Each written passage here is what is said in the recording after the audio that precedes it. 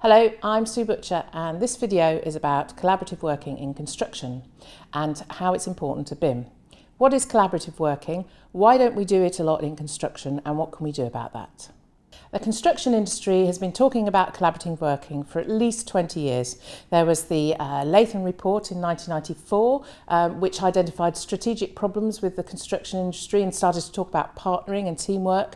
Then there was the Egan report in 1998, which went on a bit further and suggested we replace competitive tendering. Then in 2003, Constructing Excellence was set up. It's the bastion of collaborative working in construction and set up KPIs and lots of example projects.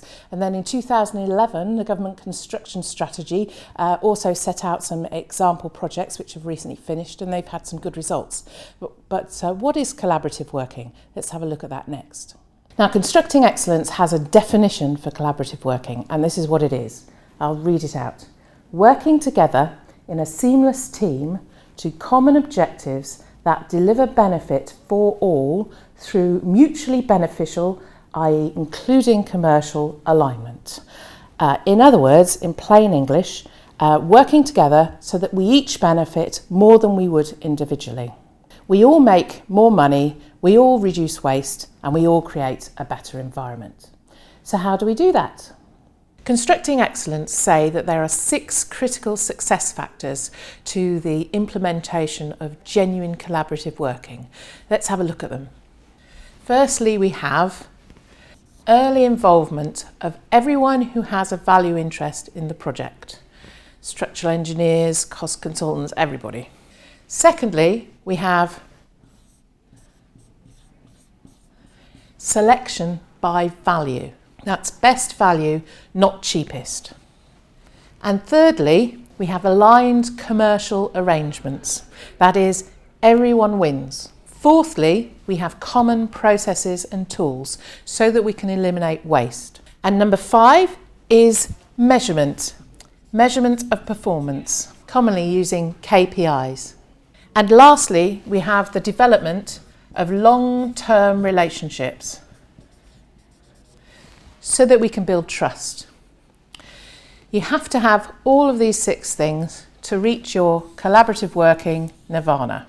So what's this got to do with BIM? Well, all of these 6 elements are required for BIM to work properly.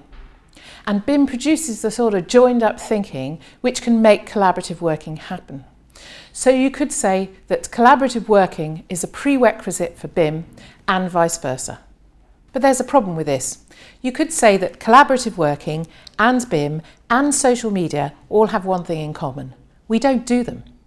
Why is that? Well, let's have a look at what we normally do on a construction project. Instead of the early involvement, we delay involvement of contractors, of cost consultants, of engineers for as long as possible because we think it saves us money.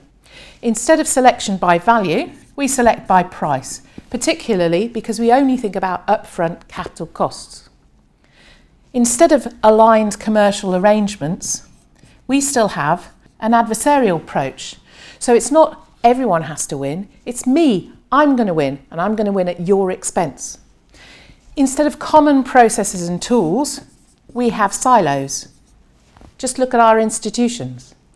And instead of measuring and comparing data, we don't look at the data. Do you know why we don't look at the data? Because we don't want to know what we did wrong. And lastly, instead of long-term relationships, we reinvent the wheel every time. Whilst there have been significant improvements in the construction industry since Latham and Egan, and not least in the case of health and safety, there's still an awful long way to go because we still have a very wasteful and adversarial construction industry. So why aren't we doing collaborative working? I think it's about culture and behaviour. Firstly, we've got our own ordinary way of doing things. Secondly, we're resistant to change. But more importantly, we think that the power to change things is vested in the large organisations, such as the institutions, such as the large contractors and the media, and we're sort of sitting around waiting for them to get on with it. If we want to bring about collaborative working for the majority of the construction industry, then we need to perhaps do it in a different way. So instead of thinking about things on a large scale, we need to think about rethinking construction on a small scale. Instead of the big gestures, I'm interested in changing our attitude to collaborative working as individuals and to change things one step at a time. In the next 3 videos, I'm going to look at our changing attitudes towards conversations, mistakes and sharing, 3 key things that can help us with collaborative working, and look at how they relate to the implementation of BIM. So do you work on genuinely collaborative construction projects? And if not, why not? I hope you found this video useful, and if you have, please share it with somebody else. Thanks very much.